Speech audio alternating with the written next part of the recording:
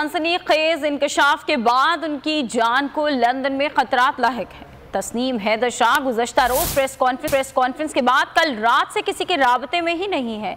अहले खाना का कहना है कि तस्नीम से कोई राबता नहीं हो पा रहा। तस्नीम हैदर की फैमिली पर दबाव डाला जा रहा है कि ली की क़यादत पर लगाए इल्ज़ामात को वापस लिया जाए।